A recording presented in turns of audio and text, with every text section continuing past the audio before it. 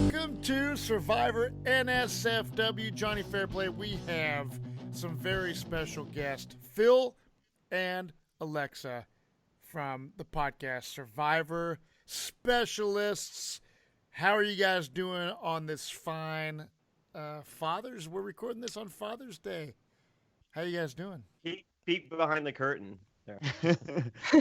I'm doing great. I'm excited to be here. Fairplay's come and wrecked our podcast once, so I'm ready to cause. Yeah, we're here. We're here to promote our own podcast and listen to a couple dad jokes and then get out of here. I think this is a sabotage mission. I didn't even know. You guys tricked me. You guys are fucking Trojan horsing me.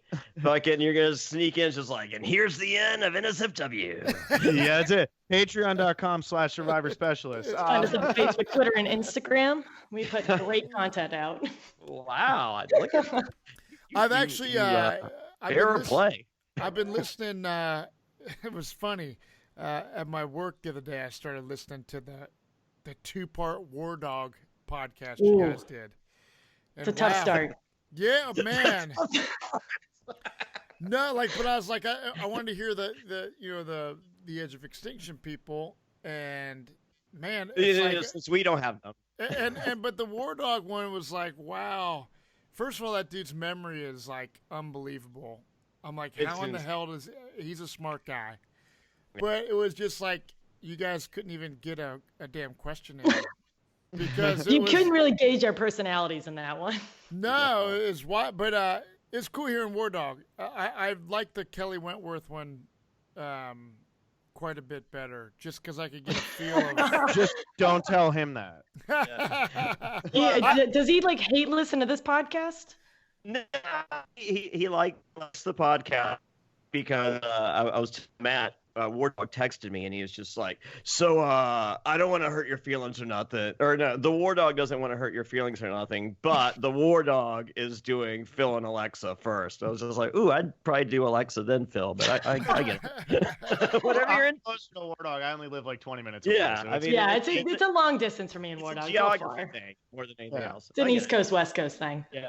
So he's like, he goes, but I'm going on there, or the War Dog's going on there, and the War Dog is going to break down his philosophy, blah blah blah. It's like this is just the War Dog doing his thing, and I'm like, okay, he goes, but the War Dog is doing your podcast next. And that's where you're going to come in and you're going to ask the tough questions, and the War Dog is going to give F-word answers like NSFW does it or something. And I was just like, okay, so we get to ask you questions. Cool. I think you should do their podcast first. I think you should just flow and just get all that shit out of your system. Yeah, Phil, I guess we're just sounding boards. We are not interviewers. At least for him. That was a 3.5-hour stream of consciousness. That's what that was. Dude, you could. Yeah. I mean, Did you make it through? I actually. Oh yeah, I listened to the whole 2-part. That was anything. Pirates of the Caribbean. I listened to the whole thing, but it was something. It was just like wow. It was cool. I just was like, man, it was just the War Dog show basically. Yeah. Just like spouting his mouth for the whole time, but it was great. I mean, the dude's smart. I don't know. I hand it off to him. I like, Jonny Fairplay and War Dog had a huge kind of rivalry. When we started doing the cast assessment with Randy Bailey, leading up to Edge of Extinction, Jonny already. It started very real. Yeah. You hated it started him, dude. And he hated me. The feeling was mutual, but across the sea. But Phil, you were actually there with Jonny when Jonny was in L.A. when him and War Dog. Were you there too, Alexa? Oh, no, you were in New York. So just you, Phil. So what was that? Alexa was like? There in my thoughts and prayers. Yeah. What was that? You were there in my thoughts and prayers. Well, I don't. This might have been a different event, but I did receive a signed photograph of a 90% nude photo of Mr. Fairplay. And you're right beside your bed, right? Yes, I'm currently sitting in my bed, just staring at this photo. Obviously, I could get you a larger copy.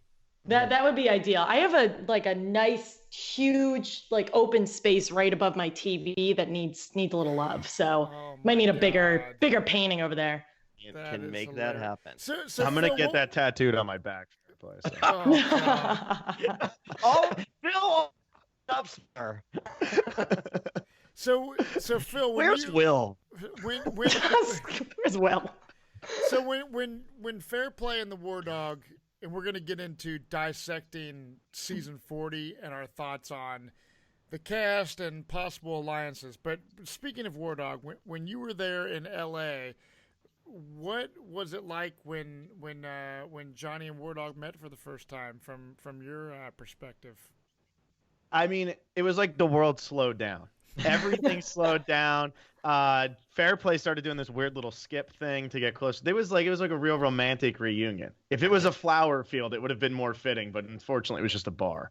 But it was good.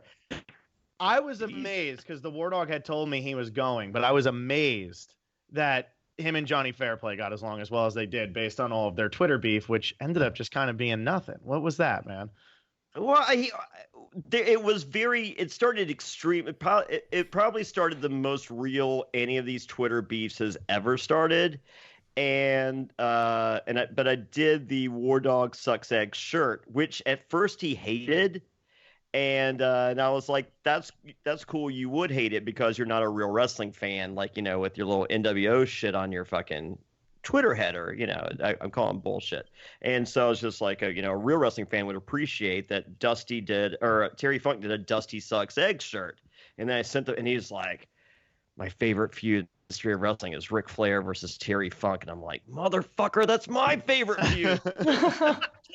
You're supposed to say, I liked Hogan versus Savage. I'm like, yeah, so did everyone else, asshole. But no, he listed and I'm just like, oh my God, I can't not like him now. And then he made some demolition reference, they're this tag team for the night, just so obscure. And I'm just like, fuck, 2 for 2. I'm marrying this man. Yeah, I'm telling you, that's what it felt like that night. It really did. Because you both are fucking wrestling nerds. Yeah, and it was magic. Else. It was magic. Yes, but like hardcore, not just not like you was like, I had a Junkyard Dog action figure. It's like, well, fuck yeah, you did. Your parents had some money, didn't they? You better have. So, but fucking I love Demolition. Like, dude, Demolition was the shit. Action Smash were their names, right? Yeah. Yeah. But would you ever make a Demolition? Would I ever make a what? Demolition reference? No, probably not. Yeah. No, but back in the day, I like you more for that. And I think the real reason Fairplay's still talking to the War Dog is because he's trying to get the War Dog's hat. Fairplay really loves the War Dog's hat. So. Oh yeah, Fairplay, you like hats. I would shit in that hat for a week. I can send it back to him. I would love to destroy that hat. But I think just shitting in that hat and sending it back would give me all the pleasure that I needed. So I mean, I would it would be a Patreon exclusive, at patreon.com/Survivor NSFW. This is the live stream you're looking for. We're getting there. We don't understand Hangouts yet. So Edge of Extinction, for Jonny and I want to ask you guys this. So man, it was not a good season for me. I was not, as far as Survivor seasons go, I've been watching since day one, season 1, and it was one of the worst seasons of Survivor, in my opinion. Now, me and Jonny kind of talk about probably top 5 worst season. What is your guys' opinion on that? I mean, because we felt kind of strongly about it. It's over with now. We've had time to reflect on it a little bit. And people like War Dog actually are something that was good about Edge of Extinction. I wish I would have seen more War Dog. I think if we would have seen some of these other characters that got voted out early in the season longer than if Reem and War Dog and stuff like that would have been in, it might have been more interesting. But what do you guys take on the whole thing after the fact? For me, I think that there's so many great moments post-merge. There's so many great moments. I mean, the Eric blindside is epic. The Julia vote is epic. There's so many great things. and it all means nothing because Chris wins and he's not even there for them. So it's like I mean, since we've interviewed like a bunch of them, like it's been nice. Like we like them. Yes. But it's a bummer when all of these people who now you're getting to know personally made these moves throughout the game. And it was all kind of like you're watching something where whatever they're doing doesn't matter. War Dog voting out Kelly Wentworth means nothing because the guy who wins isn't there when Wentworth gets voted out, blindsided in this epic blindside. So, I don't think it's bottom 5. But the longer I've sat on it, it puts a worse taste in my mouth for sure. Okay. So you're on. I mean, you're on the general vicinity same page. What about you, Alexa?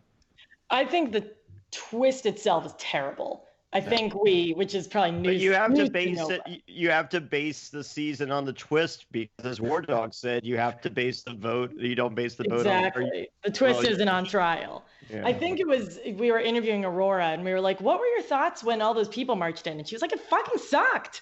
She was like, "It was ridiculous." So I think, like Phil said, I mean, episodes 4 to finale are kind of like there's kind of no point to them. Then at the same time, should we have spent more time on Extinction Island watching Chris fish? I don't particularly think so. I didn't really need to watch more of that.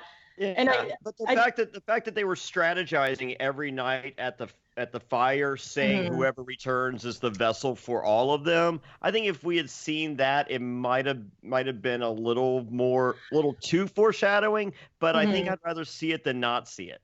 Agreed. I think I would have liked to see a little bit of it, but then reading the exit interviews and just from what more we've learned, sounds like there was so much strategizing that if we had almost seen too much of that, I think people would have been really mad that Chris won. Yeah, but just a taste. Just give us a little bit more. Yeah. I think we were watching when they got the letters that they wrote to themselves. Yeah. And we were like, oh, Chris is on. We were like, Chris is on a aquatic throne. He's getting back in. Yeah, right. That was pretty cheesy. The letters to themselves was pretty cheesy. The theme sucked. I don't think personally. I don't think they'll bring that back. Tell us how you really feel, Matt. Yeah, I can't. You seem a little wishy-washy. I don't think they'll bring it back ever again. At least I hope not. I like to shit on them. But with that out of the way, Edge of Extinction is over, and I am looking forward to the future. Although I would have rather seen, season 40. Jonny was dreaming every day about getting back on this potential Legends is what everyone was thinking originally. I'll be much better a year older, Matt. Jesus. I mean, like, I wake up. I wake up, I put on my knee brace, and I go running, and I'm just like, yeah, this should be great. Let me go ahead. Forecast my fucking knee surgery. I'm guessing April of 2020. Does that sound like the right time to fuck up everything? Yeah. So yes, let's just plan on April 2020 arthroscopic knee surgery. So I basically have to sit through doing a podcast with you for another year until you get on the show. Okay. Forever. I now. I mean, you should be. It should be you, John Cochran, Phil and Will, and and Alexa should be on her way to the loved ones visit. I mean. So season 40, all winners. Phil, Alexa, Jonny and I have spoken a lot about the Legends deal, and Jonny was not happy camper when it became an all winners. We all know that Jeff Probst, has said before there's not enough good winners to make an all winners season, but the powers that be at CBS apparently think differently. So season 40 is all winners. We have the list of names speculated of the men and women. I'm shocked. Should I start by reading the list just so, in case you're not watching, you can. Yeah, we have the list, and well, first of all, before we go into the list, what are your thoughts on season 40 as an all winners season, you guys? I don't have nearly as much at stake as Fairplay did. So, like, for me as a huge fan, I'm just like, fuck yeah, I want to watch all winners. Like, of course I do. Yeah. I mean, you would have rather seen Legends, though, right? um, Or is Winners more attractive? well, I guess for me, all winners just has an epicness to it, but it depends on who the legends they were going to get were going to be. Because if it was the bullshit like Game Changers, absolutely not. I don't want to see legends. I want to see all winners. I don't But- think it was. I don't think it was either. Yeah. But then again, I mean, Michelle Fitzgerald, I'm making a little heart emoji here. Michelle Fitzgerald, the only way she's ever going to play again is if it's all winners. So, like, it had to be all winners in my book. So I'm all in. So you're Yeah, a Michelle but how Fitzgerald does fan. Huge. yeah, Oh, but how Mich- Obnoxious. but how does Michelle Fitzgerald get the call over Tina Wesson even in an all-winner season? I don't think she was the one who got the call over Tina Wesson because they don't fit into the same character type there. I think that it was Amber or something who ends up getting in over Tina Wesson. The old school Survivor. I mean, I know Tina's much older than Amber is, but still. That's what I think.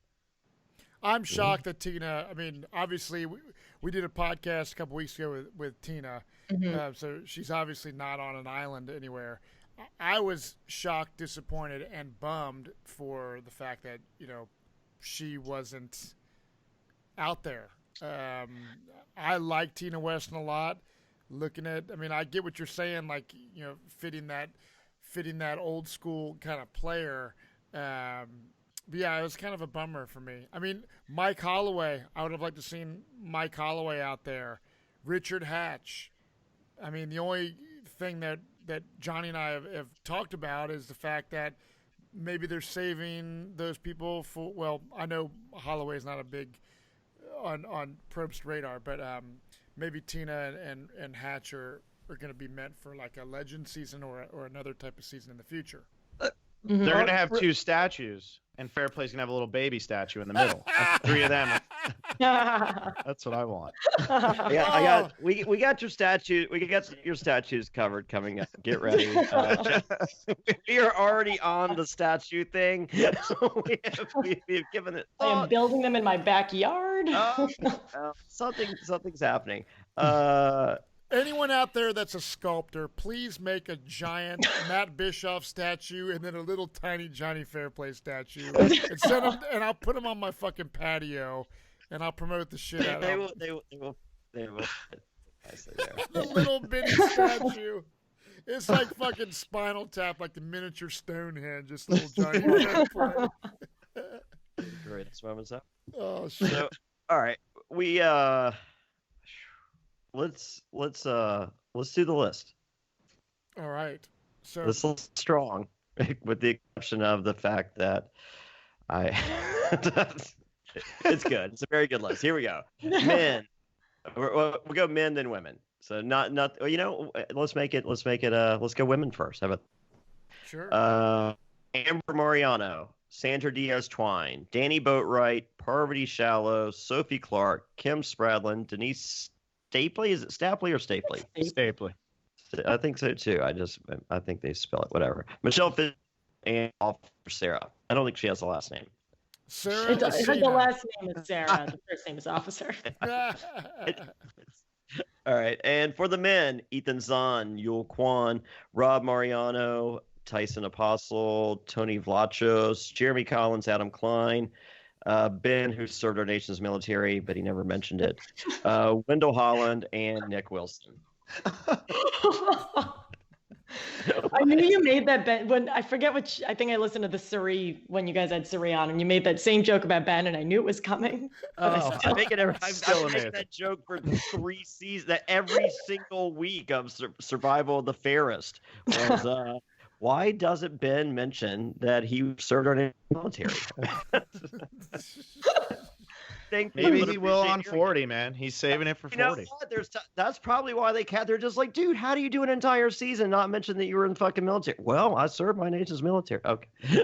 You're on 40.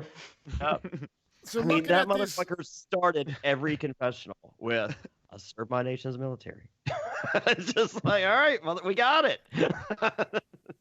Looking at this list, you guys, are you guys really? Is there anybody that you're kind of like, I'm surprised that they're on this list?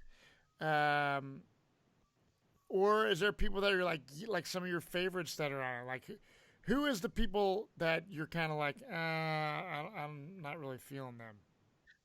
I'm not well, I'm a little but the two that shocked me the most were Amber and Yule. I was shocked that Yule is back. And I think Yule was an alternate, I think. Mm-hmm. I think it was supposed to be Earl. Yeah. I think Yule just, I feel like completely fell off, like became gigantic, and then sorry, I have an ambulance coming. That's okay. Coming down. Well, he was, I don't know if he still is, he was the host of Shark Week for a while. Was he really? Yeah, and he's still I don't know. I don't watch Shark Week, but yeah, like that was his gig, and like, and I'm just like, he does have a calming voice. But I talked with like he was rumored for fans versus favorites. So I was just like, yeah, I thought Yule would be out here. Like I know, and they're just like, oh fuck, we hate him. like we use Yule to go the nicest guy. Yeah. So yeah, they can't say they just thought it was horrible television. So like even the fact that he's an alternate is kind of shocking. Yeah. I thought Yule was a pretty good winner, especially on a fucked up, like on a race season. I thought he was a great winner. Yeah. He was a good like representative of that season. Yeah. But the one that stands out the most to me is definitely Amber Mariano. I mean, like pick one. Just pick a Mariano, please. And if you're gonna pick one, even though I don't like the guy, you still pick the good one, right? My thing is, if you're asking me who I'm disappointed in, if season 39 wasn't a thing, there's really nobody I'm disappointed. But the fact that you're doing that and then you're bringing Boston Rob and Sandra back to play, I don't care. Like, I get you have to have them, but I just don't care. We're getting a year's worth of Boston Rob and Sandra. Yeah. Like I'm tired of them, and we haven't even seen 39 yet. That's exactly how I feel. Exactly. And I used to be like a huge fan of Sandra. I was never a huge fan of Boston Rob. Sorry, Fairplay. But okay. Let me straighten something out right now. Here we go. I go to promote the podcast everywhere. And like, and like I'll be in a Survivor, they're just like, well, let me tell you something about Sandra, blah, blah, blah. And you said this about Sandra. Look, I would say anything I say on this podcast to Sandra's face. And you know what? She would say, shut up, Fairplay. And then we would talk about fucking brownie recipes. So well, we had and people that, like, so we do, well, we did the Castaway watch along where Jonny and I will watch a former season of Survivor, and we did Pearl Islands. We commentate over it, and we had guests. Andrew Savage came on, Dara came on, Burton, and Sandra came on. And Jonny, I mean, you guys are totally cool, and I get you. You will tell Sandra, she knows that you think she's not a deserving winner. She's not a deserving winner. I'm just not a fan of that philosophy and strategy of the game. So like John Cochran. I don't like John Cochran. If I met John Cochran in person, we'd shake. Well, I don't know if I'd shake. I'd probably fist pump him or something. You wouldn't shake. You wouldn't go for the full shake. I don't think, because I'd give him the dead shake. I'd probably do that. That's how you shake anyway. Yeah, like this, like the dead fish shake. You guys would get along. I think with John Cochran. John Cochran's a nice guy. Yeah, I'm Matt Cochran. He would love. If I just sit here and just say every Survivor is great, and and like let's fucking build statues about them, I think that would be a pretty shitty podcast. So let me say how I really feel, which I would say to their fucking face, and I would be friends with them, and you guys can be friends and listen to the fucking podcast. So I just want to clear that up, that I'm not that that I'm just if Sandra knew you said that, Sandra knows I say this. None of this is not secrets. Yeah. Well, I'm a big fan of Sandra, Fairplay. I just want to drive that home then. Yeah. Bill, you're dead to me. Stop DMing me penis pics. I like Sandra too. Sandra's super cool. And but like you guys said, seeing them on 39 and 40, and this whole thing, it's overkill. How much do you guys think that we are gonna see Sandra and Boston Rob on season 39? a lot. As these Too advisors. Much. So you think that too much? There will probably be at least 4, possibly 8 fucking castaways that we learn nothing about because we're fucking seeing Rob and Sandra going, "Don't do that." That was a Boston Rob accent. Yeah, I was trying to figure out which accent that was. They're the same. It's going to be kind of like, well, I guess Edge of Extinction, we just said like it could have been a lot more Chris. All of the time that we spent on Edge of Extinction and we said, oh, we could have gotten one more out of Julie, one more out of Aurora. That's going to happen, I think, pretty much the exact same way this season. But more. I think we get but more. Much more. Because it's Boston. in other words, I think we get double what we got from Edge of Extinction. I think their statues get more FaceTime than 2 contestants. Yep. Yeah, I would be devastated. Easily. Maybe 4 on that. Probably. Yeah. I would be seriously bummed playing season 39, Would it be- knowing exactly what you're worse? saying. What's worse, Fans versus Favorites 2 or Island of Dildos? Fans versus favorites. I would rather play with all newbies with the 2 advisors than I would playing against returning, because if they're just advisors, it's an even playing field. There's no pregame alliances going in. You're all newbies. You're all going into this game fresh. So I would way rather play this season 39. And it's funny because no one's even talking about season 39 because everyone's like focused on, like, we're even talking about the winners and stuff like that. But I'm hoping. Hold on. Did you guys see the meme with Matt in season 39 and season 40? No, I have not. Please send that to us. It's a screen grab from Fans versus Favorites 2 with Matt in the ocean sitting by himself and Reynolds and all the cool kids talking like on the other side of the water, and it's beside Matt it says season 39 and beside the cool kids it says season 39. It's the greatest meme I've ever. I sent it to fucking Lex and Matt. This is the greatest. Yeah, that's fucking funny. That's amazing. But yeah, I mean, there's never been a good Jonny Fairplay meme. I mean, I the challenge is out there. So, but yes, I mean, it is going to be interesting at the end of season 39 when you look at the people that make the Excel documents of confessional counts of who has what. I bet you, like you guys said, like Boston Rob and Sandra are going to be like in the higher percentile. I bet they're in the top 8, possibly top 4.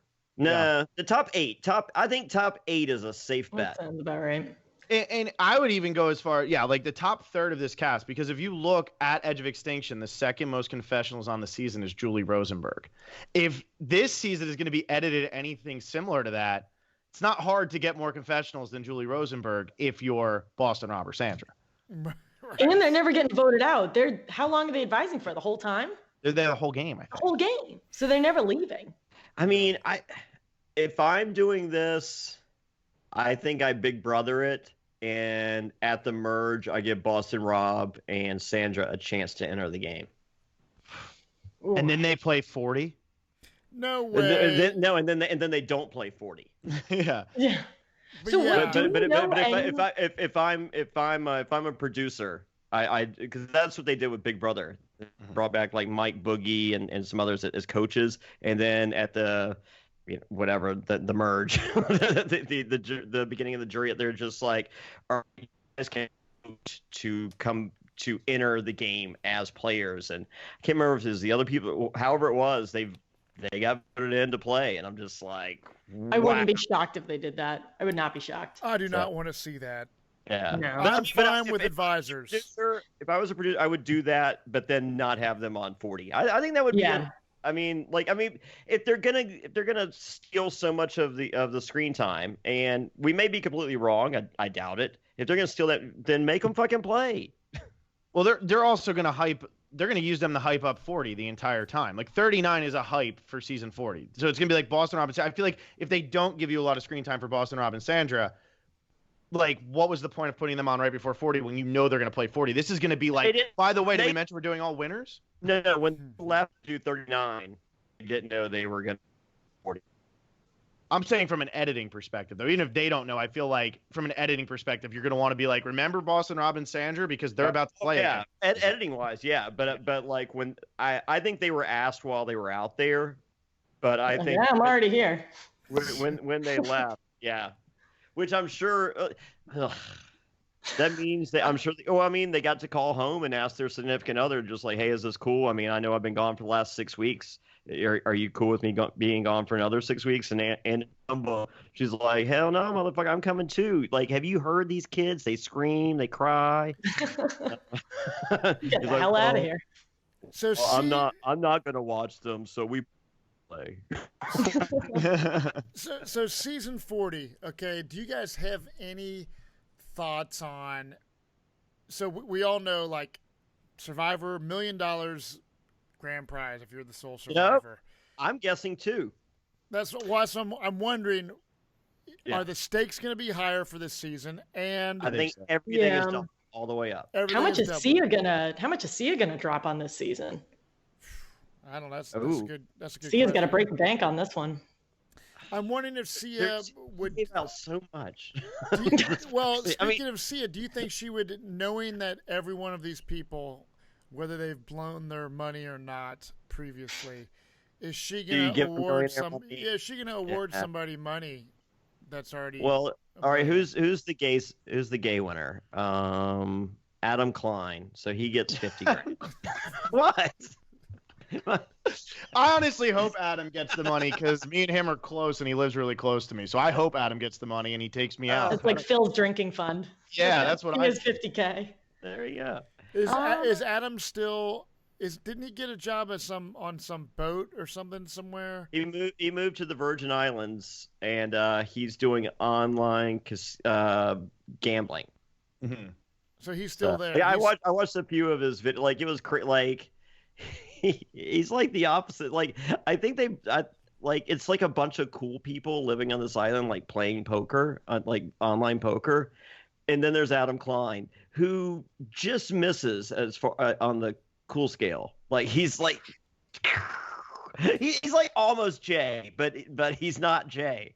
I've never met Adam. He seems really cool though.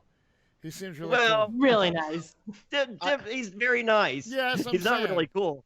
He's not cool. That's what I'm saying. Well, he hangs out with like Cole and Jay, and he the coolest people who've ever played. So it's like, it's hard. Yeah, right. It's hard. Yeah, it's like because it's just like, man, you might be the coolest guy. No, you're the coolest guy. Oh, hey, Adam Klein, how are you?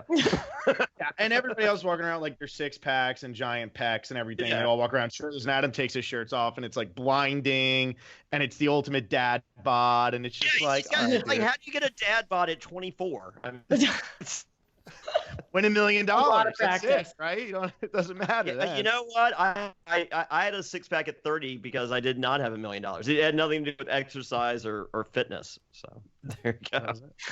So season 40 alliances. So there's a lot of people that obviously are longtime friends going into this.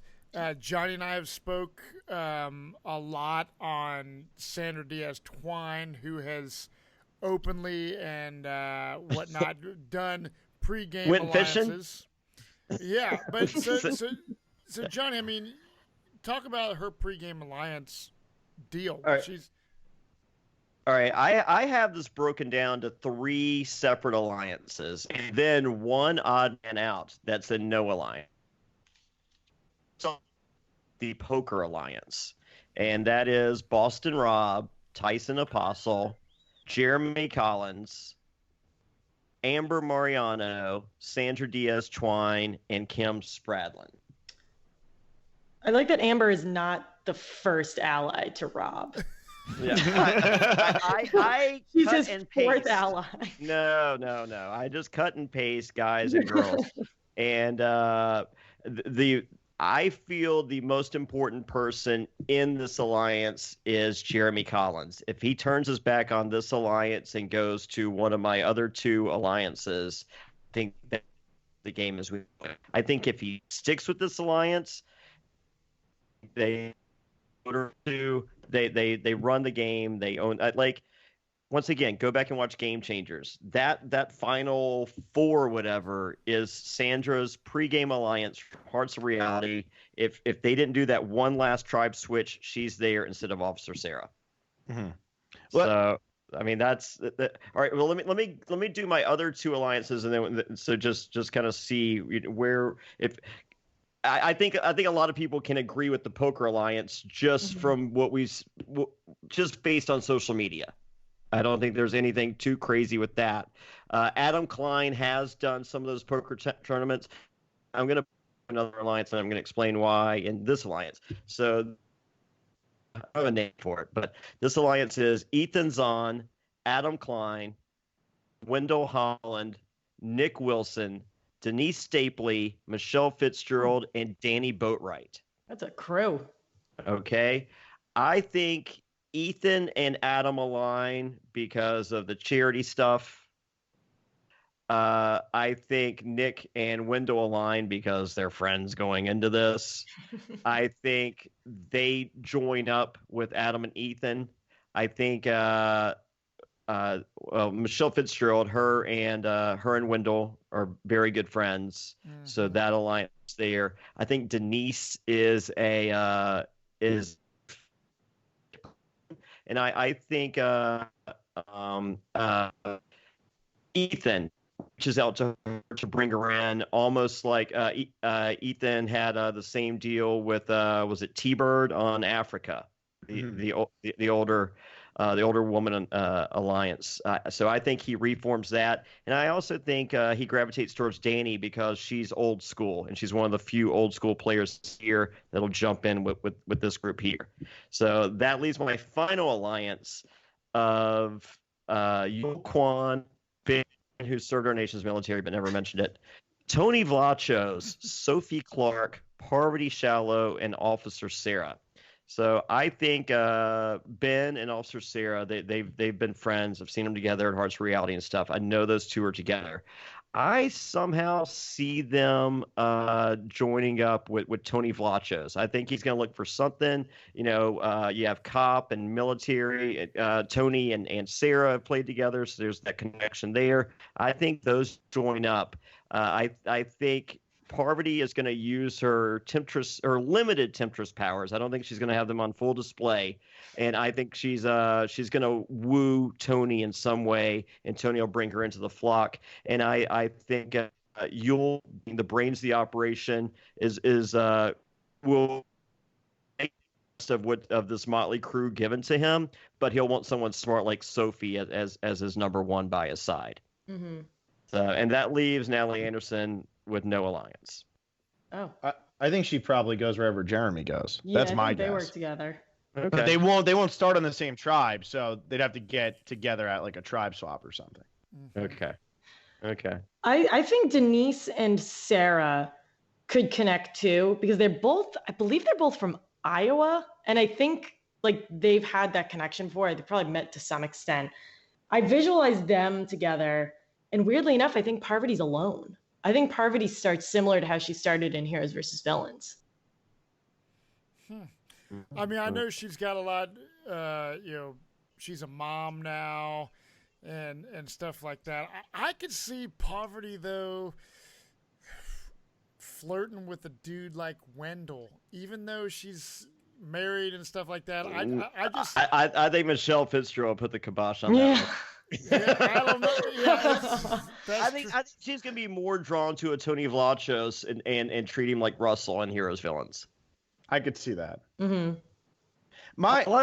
Some people are just doomed to. I mean, like I think Parvati of the entire cast. I think Parvati's story has the potential to be the most interesting of anyone's.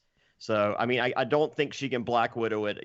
She is married now. She does have a kid now. I mean, the Parvati that we see has to be a completely different character than we've seen before.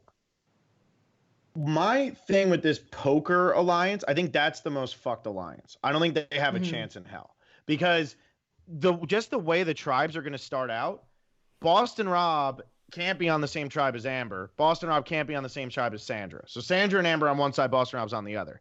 This is the same guy on Heroes Villains said if you don't switch Parvati and Candace, I don't play. True. Fair enough. Fair enough. Like my wife, my tribe. I'm just if I'm doing my this number one. from my reasonable mind, if I'm trying to say like, okay, there's no way they could put Boston Rob and Amber on the same tribe or Boston Rob and Sandra, this whole alliance is going to be split up. And it's probably going to look like a 3-2 or something like that. And that's going to screw them early because they're also some of the biggest threats. And I think Jeremy just abandons them as soon as he can. I hope he does. And hangs out with Natalie. But even though, they may not be together. They might. I mean, I totally forgot about that. So, I mean, that's there. I mean, so he goes as a two-man. Okay, so maybe Boatwright is odd man out. Mm-hmm. I think she could be. But I don't know. Yeah. Okay. So Ethan takes Denise as his number one. Boatwright's odd man. Okay. I can live with that. It's going to be interesting to see how they break up these relationships because everyone is so interconnected. It's not possible to break up these tribes in a way that doesn't already have pre-existing relationships. So it'll be. I wonder who they'll prioritize. Who goes home first, Boston Rob or Amber? Because there's no. I mean, they might not be the greatest players. They might be the greatest players. They might not be the most dynamic personalities, but they are 20 winners and 18 winners staring at a married couple. There's no way one of them is not one of the first two boots. I think Phil and I were just talking about this before, so we're practicing. Patreon.com/Survivor Specials. There you go. Become a $20 patron and listen to us talk about Rob and Amber being married. Sounds riveting. Get in the War Dog, perhaps. We're giving the people what they want. The War Dog is actually our guest for that one, so yeah, it's great. It's 17 hours of their entire relationship. And he went day by day. He wouldn't let us jump ahead. It was day one to day whatever. So I think Rob goes first. And actually, if Rob goes first, I think Amber has a lot more staying power. Because then I think with him gone, she's not nearly as threatening. And with her being there, like I'm kind of hoping for her sake that he goes early because then maybe she can blossom a bit. I feel like otherwise it's just going to be the two of them and there's always going to be this target. And do we all agree that they're going to end up swapping at 18 to 3 tribes of 6? Well, I was going to bring up a minute ago when you guys were talking. It's like I think they're going to have to do something that switches the game up, fairly quickly, and with this. So yeah, I think there could be 3 tribes. I think they're going to do tribe swaps and all kinds of stuff, something maybe that we've never seen before because all these people do know each other. And yeah, I think you get Boston Rob out and everyone's gonna be so sick and tired, well at least me, of seeing him on 39 and he's got he'll probably be sitting at Ponderosa with his kids having a little vacation or whatever. Gonna fly the kids in. Yeah, I'm sure that's as Jonny and I have talked before. It's like, man, like being a parent. Like I was talking to my wife earlier tonight, and she's like talking to her kids, like, if Dad ever went out to play Survivor again, would you be cool with that? Or what if Mom and Dad were out there? And it's crazy to think of those scenarios when you have kids. It's hard. It'd be really tough to leave. Piper told me go. Get the hell out of here. Oh yeah, my kids love it. She said, I need the newest iPhone. I need a second iPhone. I need college. So you need to go. And an Apple. You mean to tell me that our podcast isn't making us millions of dollars, dude? Well, what are you guys doing wrong? Because we are. Yeah, we're good. We got Apple Watches, like too many. I have an Apple Watch. I'm not wearing. I went to the pool. I have the Series 1. I can't pull it. I'm gonna send you an Apple Watch GIF later. Fairplay. Oh God. Oh, it's so. Oh no. Yeah, this is Fairplay type of thing. Fairplay. That's your tease. Get ready. You're gonna like it, or you won't. I think I am. Now going into season 40, you guys. So, do you think that it's going to be guns blazing from the second they hit the beach, that everyone is in game mode and it's going to be complete chaos and aggressive gameplay? Or do you think these players are going to be like feeling each other out, kind of being a little more subdued? What's your guys' take on that? I think what's going to happen is 20th, whoever gets last place is going to be Sierra Easton in Game Changers. It's just going to be whoever tries too hard, and they're going to be like, screw that, let's vote them out. And then I think 19th place is whichever tribe loses between Rob and Amber's. That person goes home at 19 because you don't risk a tribe swap where they can work together. So I honestly think that if this premiere is 2 boots or if it's like a 2 hour, I think it could be very. It's 90 minutes. It's 90. It's September 25th, and it's 90 minutes. That's season 39. Oh fuck! You're Don't right. forget Yeah. winter. I totally. You know what? Wow. I am done with 39. Oh my god, That so is right. sad. Wow. Do you think they make I know I'm changing the question on you guys, but do you think 2-hour premiere? You're right. They have to. But do you think but throughout the season? Do you think they can do 90 minutes all season? Oh, they could. I don't think they will Mm. because they don't have another 90-minute show to back it up. Yeah. That's Need the a problem. comedy to go after it. That's the thing. They need a comedy to cancel. Yeah. So nope. There's I mean, yeah. If there was a 90-minute show to back it, sure, but there's not. Yeah. My thinking was with this is who's going to be the one player who actually has like the balls to go out there and try to drive the votes early and is also social enough to make it happen. Because I think that's who's going to end up winning the game. Tony Vlachos will try and will fail. Go out. Fail. Yeah, exactly. I think Nick Wilson might play a little aggressive early. Mm-hmm. And I don't think it's going to hurt him doing it either. Yeah, that's an I think interesting he will try and tries. I think he's going to get looked down upon. I think some of the bigger winners going to be like, "Who the fuck are you saying that?" And then I think they're going to take a step back and go, "But it does make sense." Well, and let me ask you guys this. Still just missing after that move, just like this guy, and I think that's how Nick makes his way to the end. Yeah. Do you think some of the older players like Ethan and Yule are going to be in a state of shock playing this game with some of the new school players that have played? Ethan's been following along. I think Ethan's going to thrive. Like Ethan didn't tell 4 of his best friends didn't tell them that he was going out to play. Like that's how deceptive Ethan is starting the fucking game. I mean, this is the same guy, according to rumor and innuendo, on fucking All Stars, threw logs at Rudy's ankle. So he was a target before Ethan was. On that first challenge, Ethan tried to hurt Rudy, according to rumor and innuendo. Yeah, but nobody can hurt Rudy, so it didn't even work. Yeah.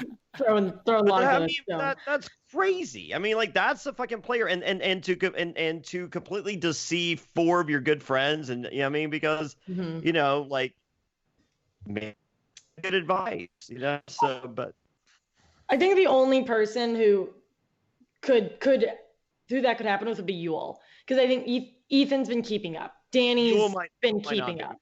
Yule might not have been. But I think when Yule gets the call, he goes on the CBS app and power watches. But but when you watch so much in that short span of time, I mean, he's part robot. He might get it all. I would be like, I don't know. But it's interesting. Have a week each time to process it and talk it out, and I think makes a huge difference than just power. When you binge watch anything, like at the end, it's just like, what was the second main character's name? Yeah. Because when we saw Jervis, for example, play Blood versus Water, I think he may have even stated, I could be wrong because my memory is not as great, but I think he was kind of in shock of how different some of the newer players play than when he played. You know what I mean? And I'm also wondering, like, people like Michelle Fitzgerald and Sophie, who kind of, realized that they weren't these big characters.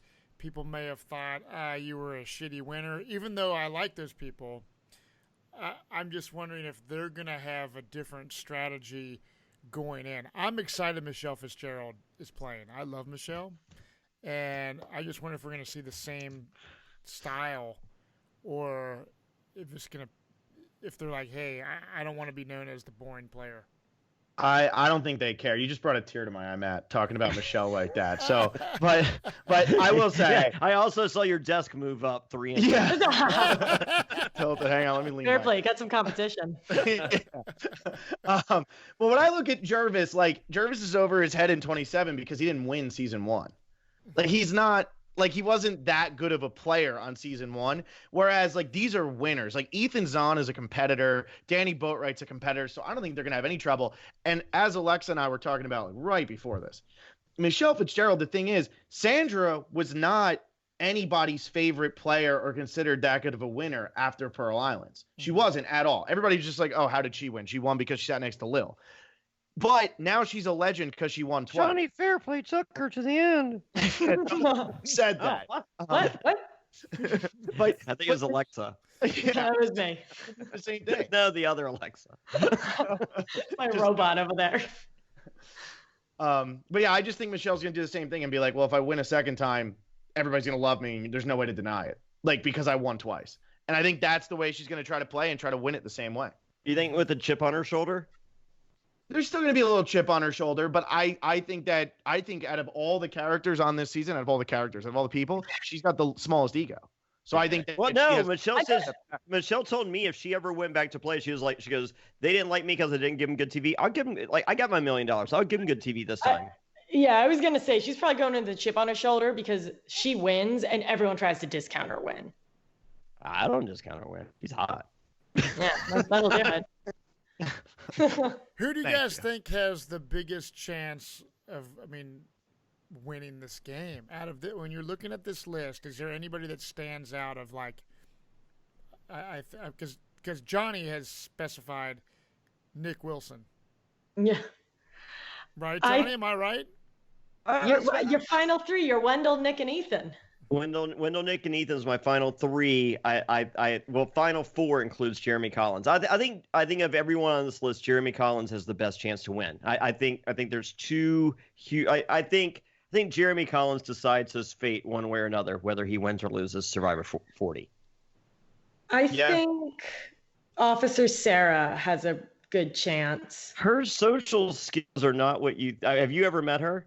I've never met her. No. She's very aloof. Like I know several legends that are not fans of her. They just didn't get the friend. Like her and I hung out a few times now. I dig her. I get her. I like her, but she's not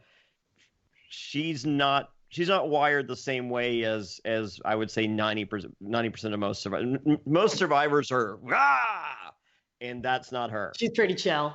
So it's not even it's less than I think aloof is the best word to describe her, and I can definitely see that working. Like she has that crazy eye stick going. Yeah. And I can see that. Yeah, stare. She got me. So yeah. My other pick is Captain Social is actually Wendell, and I think there's going to be kind of like an old school, new school kind of turf war. And Wendell, doesn't, whether or not he has an ego, does not show it. And I think he's so, disarmingly social that I think all the people who are going to want to get rid of the new school people aren't going to go for Wendell because I think he'll fit right in. He played the same game on Ghost Island. Like you had the war between Dominic and Chris Noble, and Wendell sat back and was cool with both of them. So whoever won that war, he was fine. Wendell and Jeremy Collins are the 2 people that I think just have the most chill, most likable personalities, just cool fucking people. But to me, that will also put a huge target because it's like if a guy like Tony Vlachos, who's a loudmouth kind of guy, is going up against a dude like Wendell, likability could play a factor. I don't know. I really don't foresee there being a bitter jury. on a season like this. I think everyone's going to respect gameplay. Exactly. With the amount of ego, different? Yes. Like, really? Party played the best game I've ever seen any Survivor play. I don't even like her, and I say that. And she didn't win because of a bitter jury on Heroes Villains. The first All-Stars, some of the greatest personalities in the history of the game, Amber fucking wins because of a bitter jury. But I'm just saying that this is different than anything. This is different than any season we've ever seen. Yes, some of the biggest, not quite the biggest because they're not legends, but right below it, all winners. I mean, tell me that a list containing Richard Hatch, Lex, Russell Hantz is less dynamic than this. They need one player from every season for a legend season. So they go Hatch, they go Tina, you bring in Fairplay, you bring in Lex. Right. That's what they're saving for, man. Come on. Okay. So you couldn't bring Hatch and Tina but second to that, these are better. This is on paper, this is 1,000 times better than any season of newbies, unless you get lucky. I mean, you could get another David versus Goliath. You're probably going to get a fucking Hustlers, Assholes, whatever the other. Yeah. So based on more than not over the top personalities, history has shown that they result in a bitter jury. I think it's also egos. All these people won. Yeah, the egos are gonna be through the roof. I got $1 million, motherfucker. I mean, that you can't say no. You don't. It's like I did. Sandra's gonna be buried with hers. Yeah, she ain't spent $20 yet. I mean, I got a different take though, and Alexa, cover your ears because you're gonna vomit. Because I've said this to you like every day since the cast was announced. Uh-oh. I honestly believe that while we're talking about an old school versus new school thing, the two people that have the best chance to bridge that gap are Adam and Michelle. And I'm not just saying that because I like them. I really believe that. And I think it's because Adam, there is no doubt Adam Klein is the biggest fan of Survivor on this season. And he can go out there wide-eyed and just be like, oh my God. He can look like Eric Reichenbach in Micronesia, but he's not going to give up his immunity necklace at Final Five. So I think he can go out and kind of like play to the egos of some of these bigger people, but also be able to connect with the newbies or the newer winners because like he knows what it's like to just have won 3 years ago. And I think Michelle is somebody who her whole game was social. And I think that she can just play the social game with all these people. And I honestly think because her and Wendell are very good friends, Wendell might try to protect her a little bit early on, and Michelle's going to end up blindsiding Wendell post-merge. I think Adam Klein shoots his wad early, and the problem that's premature ejaculation. Usual fact, 39% inexperienced. Am I not doing 4 hymns? I'm just kidding. Oh, you're hilarious. What a transition. I do keep copy readily available just in case we need to talk about.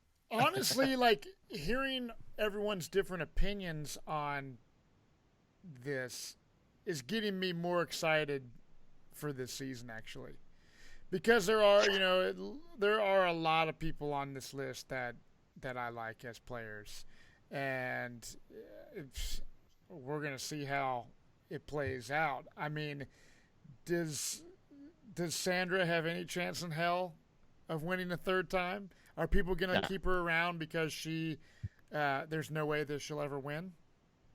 No. That's what I'm saying. Like, I'm saying, are people going to keep her are people going to drag her to the end of the game knowing that no one will ever, or do you think she'll go out early? She's a top 4 boot. A first 4, but not final 4. She's a first 4 boot. One of the first 4 people. Yeah. I think she's either like 19th and 20th place, like we just said, or they Sari game changers her and bring her far with zero intention of letting her get to 4 or 5. Mm-hmm. Fairplay, what's your nightmare for this season? What's your worst final 3? Worst final 3 winner, Sandra Diaz Twine. I didn't know. Boston Rob and Amber Mariano. Could you imagine? That, I mean, I guess I would just shoot myself. I don't. That's how this podcast finishes. That's how it ends. That is how But I it like. Well, no, I'm just thinking of so many other podcasts I would like to see in that way. I'm sorry. Wow, man. Are you talking right shit now. about us as your own guest? No, you guys are good. Well, Will, he's the worst. Will. Is that how he just shoot himself on the air? That's what happened. Yeah. That's actually how he grew so. That's how he grew so much. Wow, sweet. That would help the numbers. Crushed the ratings. Honestly, he didn't need to kill him. He just had to leave to crush the ratings. That's all we needed, Fairplay. Got rid of Matt Kuhn, and we about stayed the same. Now let me ask: are you guys disappointed that like people like John Cochran aren't on this list? You're not a Cochran fan either. I do like Cochran. I do like him. I think he's a very overrated winner. I do think that Caramoan for him, like you said, fans versus favorites, it's always going to be easier for the favorites. You've played before. You know how to get through a pre-merge. You know how to win challenges, all of that. So I think it's easier for him. And I always weigh heavier the first time you win or the first time you play. And like the first time he played, he didn't do anything. So to me, like, I'm not disappointed. He would have fit it. I mean, it's really hard with the men because there's 25 of them, 24. Like there's so many male winners that like, I don't know. There's a lot that I would like to see on here, but then it's like, well, who do you start pulling out? You know, so Cochran, I don't know who I'd want to pull out. I love Adam being on here. Like I love Adam playing this season. I'm cool with Adam being on there. But if my choices were Adam Klein or Fabio, I put Fabio in Adam Klein's place. I am most disappointed by Tina not being on. I listened to you guys talk to her, and when she said she got a call and then got a pullback call, that was crazy. I can only imagine what one of those how phone calls awful would be like. must that be? Man, it would be like the worst I hate that thing. Like, I mean, especially if you changed your life in any way after that. Well, I'm wondering what would be worse, Tina, being in her shoes, getting a call, and then getting a phone call saying, "Sorry, we're not taking you," or people like Chris Daughtry and Fabio and others that like just never got a call. Which would be yeah. I think that's I think that's worse. I think it's worse to not get the call. Brian Heidig didn't seem too bummed that he didn't get the call. I don't know anything about Brian Heidig, but that's Brian Heidig, right? He's the Iceman. He doesn't get bummed.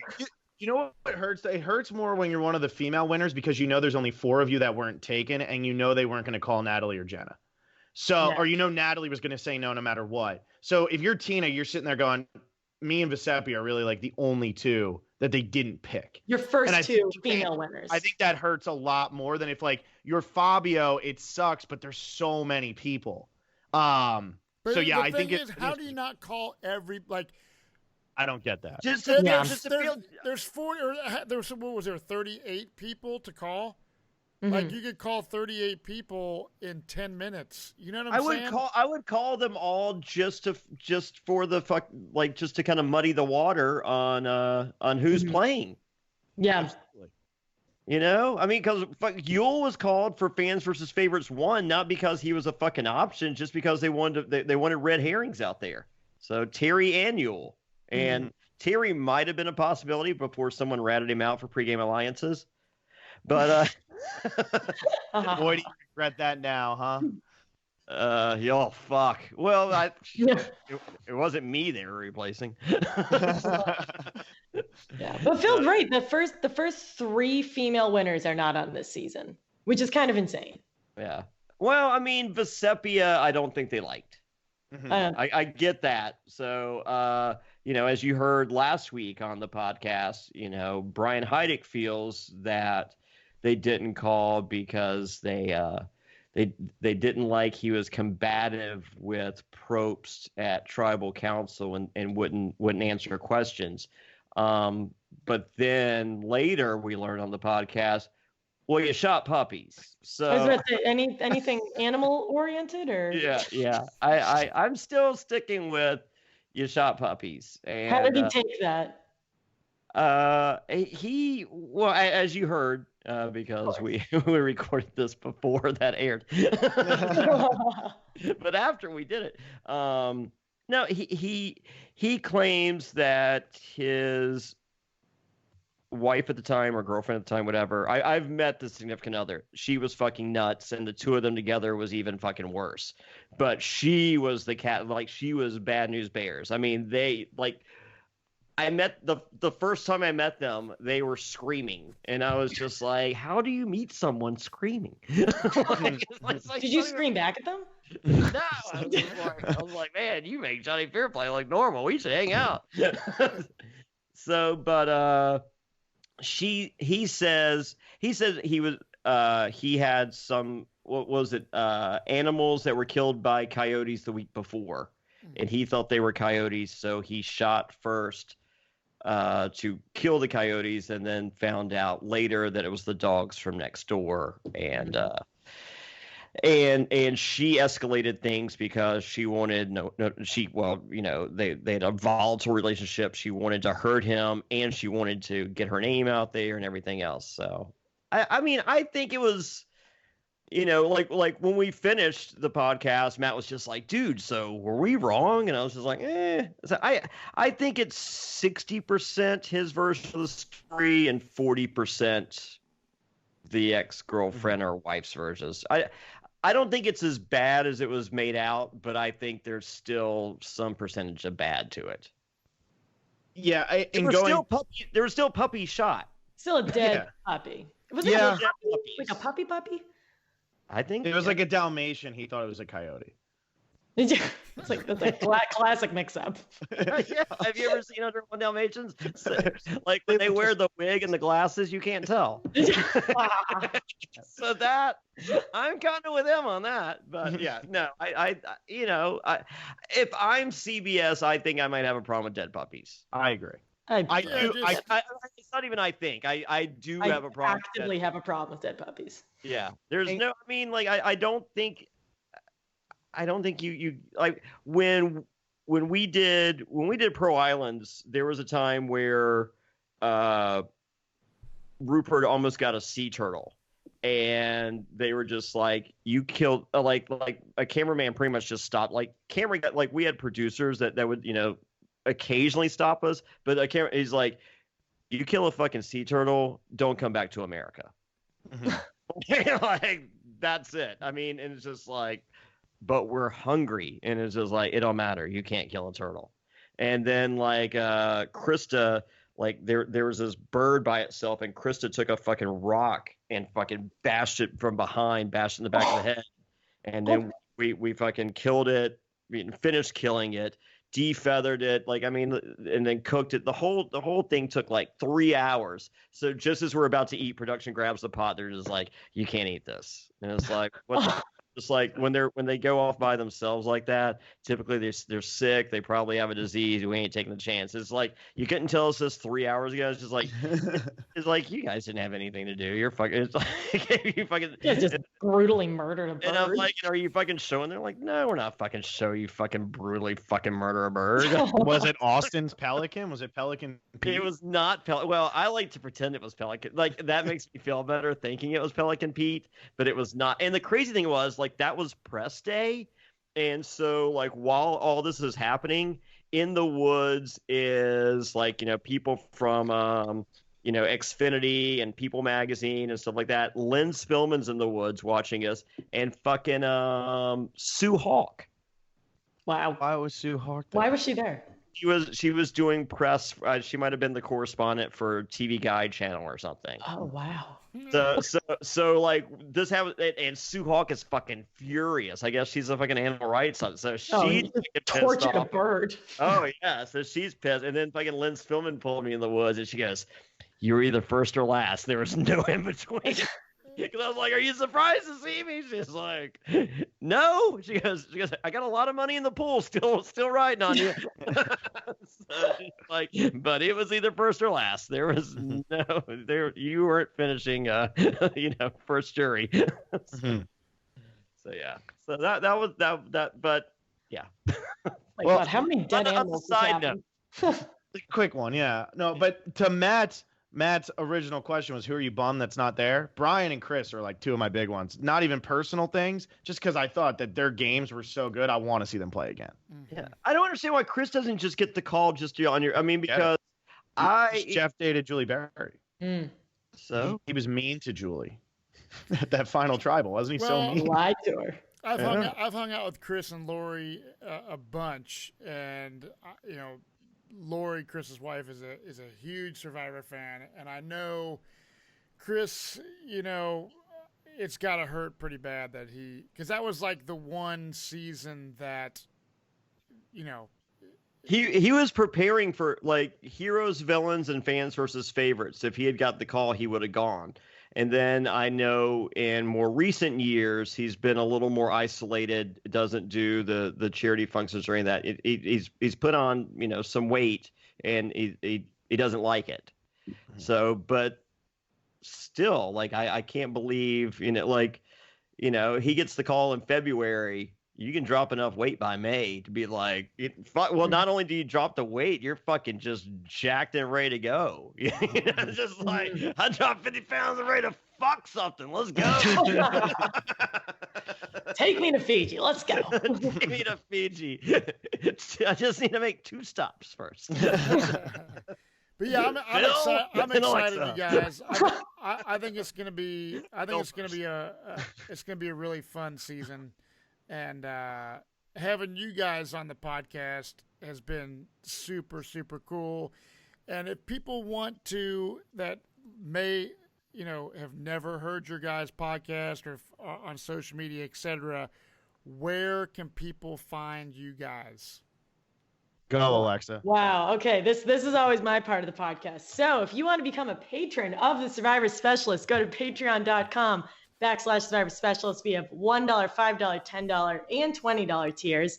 We have a Facebook page, which is not getting a ton of love. We have a very active Twitter page, and maybe we'll start posting some memes. Maybe the season 39 meme, if we can find that. That's going to be our new Twitter header, our new cover photo. It's so great. That one's right now. It's actually the island of dildos with my and Phil's face on it on the Rob and Sandra ones. But happy to change that. We're on Instagram. We're not on Snapchat yet because that'd be weird. We are on iTunes. We are just on Spotify as of a couple of days ago, thanks to our wonderful intern, Robert. And we're on YouTube. We have we're at over 5,500 subscribers on YouTube. So keep hitting that subscribe button. And thanks for having us on. This was a ton of fun. We try to be pretty family friendly, so animal cruelty is usually off limits, but this has been fun. Well, let me ask you guys this. So what was in your podcast, what is your most favorite? Do you have that was our favorite guest we ever had, or that's the favorite one we've ever done? Because for me, I'm a huge Survivor fan, so I've been doing this with Jonny Fairplay since October of last year, October 2018. And so Alexa just saw the meme. Oh, she did it? Did you text it to her? Really funny. He just DM'd it to her. Greatest meme. I think it's the greatest. You look so sad. Man, there's a video for the funny thing is the scenes. I was probably taking a damn aqua dump in that fucking picture.